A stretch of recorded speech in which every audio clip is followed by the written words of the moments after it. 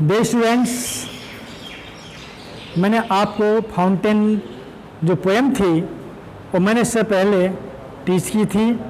उसके बाद उसका कार्य भेज दिया है। अगर नहीं पहुंचा है तो आज पहुंच जाएगा। उसमें बात ध्यान रखने की है कि उसमें जो नंबर पड़े हुए हैं 1 2 3 4 वो रिवर्स हो गए हैं। तो आप जब अपने कॉपी पे नोट करें तो उसको नंबर 1 2 3 4 के हिसाब से लिखें। उसमें अधिकांश जो पैराग्राफ्स हैं वो मैंने इंक्लूड कर दिए हैं। उन्हें क्वेश्चन कैसे पूछे जा सकते हैं वो मैंने सारे लिख दिए हैं। तो 8 पैराग्राफ हैं, 8 में से 6 पैराग्राफ मैंने दिए हैं, 2 पैराग्राफ केवल छोड़े हैं तुम्हारे लिए कि उनकी आप प्रैक्टिस कर सकते हैं। और ये जरूरी नहीं कि क्वेश्चन जो के तो पूछे जाएंगे। क्वेश्चन जो हैं वो जो के तो नहीं हो सकते, क्योंकि वो एग्जामिनर के मन पर निर्भर करता है कि वो क्वेश्चन पूछने का ढंग क्या अपनाता है। लेकिन काफ़ी हद तक मैंने उसमें डालना प्रयास किया है। क्वेश्चन की संख्या भी किसी में 4 भी हैं, किसी में 3 भी हैं, किसी में 2 भी हैं, क्योंकि पेपर्स में केवल 2 क्वेश्चन पूछे जाते हैं। तो इसलिए आपको पोएम भी याद होनी चाहिए और उसका पोएट भी याद होना चाहिए, क्योंकि कभी कभी पोएट का नाम भी पूछ लिया जाता है और पोएम का नाम भी। तो इसलिए आपके कोर्स में जो भी पोएम्स हैं उनके नाम आपको अवश्य याद होने चाहिए। आज मैं आपके लिए ले रहा हूँ द सम ऑफ लाइफ। जीवन क्या है? आमतौर से ये प्रश्न सबके लिए होता है कि आखिर जिंदगी होती किस लिए है। इसमें H.W. लॉन्गफेलो ने इतने अच्छे तरीके से समझाने का प्रयास किया है कि मानव जीवन क्या है। मानव जीवन प्रकृति ऐसा उपहार है कि जिसका कोई न कोई उद्देश्य होता है और हमें अपने उद्देश्य प्राप्त करने के लिए बड़ी ईमानदारी से, मेहनत से, प्रेरणा के साथ में काम करना है, जो दूसरे आने वाली पीढ़ियों के लिए भी एक मिसाल बन जाए। और हम भी अपने जीवन को क्या ले चलते हैं कि जीवन किसका नाम है। इसमें थोड़ा सा कवि का अपना दृष्टिकोण देखिए और वास्तव में जीवन की उस पद्धति को उन्हें बताने का प्रयास किया है कि केवल जीवन इसी का नाम नहीं है। तो आप भी देखिए इस पोएम में 4 पैराग्राफ हैं कि वो किस प्रकार से हमें बताते हैं कि जीवन क्या है। Life is real, life is earnest, and the grave is not its goal. Dust thou art to dust returnest, was not spoken of the soul. Life is real, अरे जीवन तो वास्तविकता का नाम है। कुछ लोग कहते हैं जीवन कुछ नहीं होता, जीवन तो केवल एक परछाई तरह है। नहीं, ऐसा कुछ नहीं है। जीवन तो वास्तविकता है, क्योंकि जो हम देख रहे हैं वो वास्तविकता है। लाइफ इज अर्नेस्ट, जीवन तो गंभीरता का नाम है। जीवन वास्तविक है, जीवन गंभीरता का नाम है। And the grave not its goal, केवल मर करके कब्र में जाना ही जीवन का उद्देश्य नहीं है। हम इस संसार में आते हैं केवल इसलिए नहीं आते। ईश्वर ने हमें संसार में इसलिए नहीं भेजा है कि हम केवल पैदा हुए, इस संसार में खाया और अंत में कब्र में चले गए। क्योंकि यहाँ पर कवि जो है वो ईसाई है, क्योंकि उनमें दफन करते हैं, इसलिए इस बात को उन्होंने कहा है कब्र में जाना ही इस जीवन का लक्ष्य नहीं है। ईश्वर ने हमें भेजा, कुछ तो उद्देश्य ईश्वर का होगा। तो क्या हमने उस उद्देश्य पूरा किया है या कब्र में जाना हमारा लक्ष्य है? डस्ट दो आर्ट, तुम धूल से उत्पन्न हुए हो। सब कहते हैं कि 5 तत्वों से शरीर बनता है, तो यहाँ पर भी कभी कह रहा है कि आदमी मिट्टी से पैदा होता है, मिट्टी में मिल जाता है। तो कभी कह रहा है कि डस्ट दो आर्ट, तुम धूल से पैदा हुए हो, टू डस्ट रिटर्नेस्ट, धूल में मिल जाओगे। Was not spoken of the soul, ये बात केवल आत्मा के बारे में नहीं कही जा सकती। ये शरीर तो उत्पन्न होता है, कब्र में जाएगा, मर कब्र में जाएगा, मिट्टी मिल जाएगा, लेकिन इसमें एक चीज और है जो डिवाइन है, वह है आत्मा। तो इसलिए आत्मा तो शाश्वत है और वह आत्मा इस संसार में केवल इसलिए पैदा नहीं होती केवल कब्र में जाना है। वो शरीर जो धारण करती है तो कुछ लक्ष्य के लिए करती है। इसमें कहा है कि जीवन वास्तविक है, जीवन गंभीरता का नाम है, कब्र में जाना इसका उद्देश्य नहीं है। तुम धूल से पैदा हुए हो, धूल में मिल जाओगे, ये बात आत्मा के बारे में नहीं कही जा सकती है। कुछ लोग सोचते हैं कि जीवन का नाम है eat and drink and to be merry, खाओ पियो और खुश रहो, केवल यही जिंदगी है। लेकिन कवि का मानना है कि not enjoyment and not sorrow is our destiny end or way, but to act that each tomorrow finds us farther than today.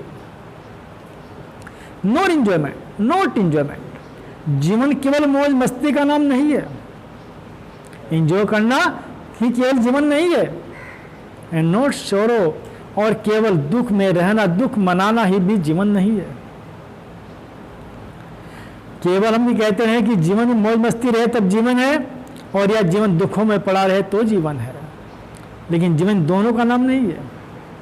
Is our destiny end, और केवल अंततः भाग्य से हमें जो मिल गया, जो हमारे भाग्य में लिखा है वो हमें मिल गया, यही जीवन है। और वे या कोई जीवन का कोई और रास्ता है। लेकिन कवि कहते हैं कि जीवन केवल ये नहीं है कि भाग्य से हमें मिलना है, इसके अलावा कुछ नहीं मिलना है, यही जिंदगी है, ये भी नहीं है। और न जीवन जो है दुख का नाम है, और न जीवन आनंद का नाम। बट टू एक्ट, जीवन तो कुछ करने के लिए है। बट टू एक्ट, लेकिन कुछ करना जीवन है। दैट ईच टुमारो, और वो भी आज के लिए नहीं, प्रत्येक आने वाले कल के लिए। क्योंकि जहां हम आज खड़े हैं वो हमारा कल का प्रयास है। जैसे आप लोग किसी कक्षा में आए हैं, कि कक्षा 10 में आप आए हैं, तो पहले कक्षा 9 की है, कक्षा 9 ने आपको आधार बनाकर 10 तक पहुंचाया है। तो आज आप करेंगे तो वो 10 तक पहुंच गए, लेकिन यहां से आगे जाने का जो आधार है वो आज तैयार करना है। अर्थात जो हम कल चाहते हैं उसका आधार आज है। इसीलिए बट टू एक्ट, हम कर्म करें। दैट इज टुमारो, प्रत्येक आने वाले कल के लिए। Finds us farther than today, जब भी हम आज की अपेक्षा कल कहीं दूर खड़े होंगे। क्योंकि अगर हम आज कुछ नहीं करेंगे तो हम कल कहाँ जाएंगे? कहीं नहीं जाएंगे। यदि हमें कल आगे जाना है तो हमें आज कर्म करना होगा। इसलिए मैं इसके बाद हिंदी रिवाइज कर रहा हूँ। जीवन केवल मौज मस्ती का नाम नहीं, न दुखों का नाम है। भाग्य में जो हमारे लिखा हमें मिल गया, बस यही उद्देश्य जीवन का था या कुछ और है? अरे जीवन तो प्रत्येक आने वाले कल के लिए कर्म करने के लिए है। क्योंकि आने वाला कल हम तभी संवार सकते हैं जब हम आज उसका आधार तैयार करें। अगर हम कुछ आज बोएंगे नहीं तो कल काटेंगे क्या? किसान अगर फसल लगाता है तो पहले बीज बोने का प्रयास करता है, फिर तो कल काटेगा। अगर वो आज काट नहीं पाता तो इसलिए नहीं काट पाता क्योंकि कल उसने बोया नहीं है। तो आप भी प्रत्येक आने वाले कल के लिए आज कर्म करें, तभी आप आज की अपेक्षा कहीं आगे खड़े हुए होंगे। In the world broad fields of battle, in the bivouac of life, be not like dumb dying cattle, be a hero in the strife.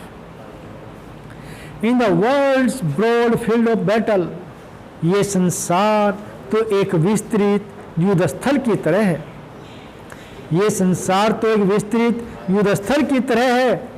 In the bivouac of life, जहाँ पर जीवन थोड़े समय के एक पड़ाव की तरह होता है। जैसे कोई युद्ध होता है, युद्ध में सैनिक की छावनी बनती है, कुछ समय के लिए बनती है, फिर उखड़ जाती है, संघर्ष समाप्त हो जाता है। यही तो जीवन है। ये संसार जो है एक विस्तृत जीवन स्थल है, जहाँ पर जीवन थोड़े समय के लिए एक पड़ाव है। लेकिन बी नॉट लाइक डम, लेकिन इस जीवन में तुम गूंगे मत बनो, गूंगों की तरह मत जीवन व्यतीत करो। डांड कैटल, पशुओं की तरह मत हाँके जाओ, पशुओं की तरह मत हाँके जाओ। Be a hero in the street, बल्कि जीवन रूपी संघर्ष के नायक बनो। कवि कहना तात्पर्य है कि जीवन एक संघर्ष का नाम है। जो इस संघर्ष में, जैसे कोई युद्ध में विजय होता है, पहले संघर्ष करता है फिर युद्ध में विजय होता है, तो इसी तरह से जो चुपचाप खड़ा रहे वो क्या कर सकेगा? कुछ नहीं। इसलिए ये संसार एक विस्तृत युद्ध का क्षेत्र है, जहाँ पर मानव जीवन का पड़ाव थोड़े समय के लिए होता है। ये थोड़े समय में गूंगे की तरह मत बनो, पशुओं की तरह मत हाके जाओ, बल्कि जीवन रूपी संघर्ष के नायक बनो। चौथा पैराग्राफ में फिर कवि हमें क्या कहना चाहता है कि let us then be up and doing with a heart for any fate, still achieving, still pursuing, learn to labour and to wait. Let us, आओ, देन तब आओ, बी अप एंड डूइंग, ऊपर जाने के लिए कर्म करें। तब आओ हम सब आगे बढ़ने के लिए कर्म करें विद ए हार्ट। कैसे? विद ए हार्ट, पूरा मन लगा करके। फॉर एनी फेट, अपने किसी भाग्य के बनाने के लिए, अपना भाग्य बनाने के लिए पूरा मन लगा करके हम कर्म करें। स्टिल अचीविंग, अरे उपलब्धियां अभी भी हैं। हम लोग सोचते हैं कि हम कर्म कहाँ करें, कोई जगह तो नहीं है, कहीं स्थान नहीं है, लेकिन कवि का कहना है कि उपलब्धियां भी हैं जिनका हमें पीछा करना है। अर्थात जब हमारे सामने लक्ष्य होगा, हम लक्ष्य के लिए प्रयास करेंगे और उस प्रयास को के माध्यम से ही हम उन उपलब्धियों को प्राप्त कर सकेंगे। Labour to learn to labour, लेकिन हमें मेहनत करना सीखना है, क्योंकि किसी भी कार्य को कैसे किया जाना है उसके लिए जरूरी होता है कि हम उस कर्म को करने के लिए उसकी तकनीक, उसका तरीका, उसे कार्य करने का तरीका हमें क्या होना चाहिए, वो हमें आना चाहिए। तो इसलिए उस उपलब्धि को कैसे प्राप्त करना है उसके लिए हमें मेहनत करनी होगी, मेहनत करना सीखना होगा। लेकिन सबसे बड़ी बात यह है कि किसी भी चीज़ का परिणाम एक साथ या एक समय में नहीं मिलता, बल्कि उसके परिणाम के लिए इंतजार करना पड़ता है। जो आज पौधा हम लगाएंगे उस पर फल आज ही नहीं आएगा, बल्कि उससे फल आने में समय लगेगा। तो हमें मेहनत करने के बाद में समय का इंतजार भी करना होगा कि कब हमारा समय इस पर फल आने का होगा और हमारी मेहनत का फल हमें प्राप्त होगा। इस बात के लिए भी हमें इंतजार करने की आवश्यकता है। मैं एक बार इसकी लास्ट पैराग्राफ की हिंदी बता देता हूँ। तब आओ हम सब आगे बढ़ने के लिए प्रयास करें, पूरा मन लगा प्रयास करें, जिससे अपने भाग्य को हम संवार सकते हैं। उपलब्धियाँ हमारे सामने अभी भी हैं, हमें उनका पीछा करना है, हमें उन्हें प्राप्त करने का प्रयास करना है, मेहनत करना सीखना है और हमें इंतज़ार करना भी सीखना है कि कैसे हम इसका इंतज़ार करें। हमारे अंदर धैर्य होना चाहिए। तो इस बात को W.H. लॉन्गफेलो ने आपको समझाया है कि आप अपने जीवन को किस तरह से लें, जीवन को बोझ न समझें। इसके जो मेन इंपॉर्टेंट जो पैराग्राफ्स हैं उसके मैं क्वेश्चंस आपके पास में वर्ड मीनिंग भेज दूंगा और आप इसको 2-3 बार अवश्य पढ़ें, जिससे आपके समझ में आ जाए और आप इसके प्रश्नों को छांटने का प्रयास जो है वो बोर्ड के पेपर कर सकते हैं। और इनमें ज़रूर है कि जो 2 हमने पोएम पढ़ाई हैं, चौथी पोएम जो अब इस बार कोर्स में कटी हुई है, एक पोएम और बची हुई है आपकी। मैं जल्दी ही या तो उसको रोकूंगा या फिर ग्रामर शुरू करूंगा। आप लगातार वीडियो देखते रहिए और साथ साथ में याद करने का प्रयास करते रहिए। Best of luck and good wishes all students.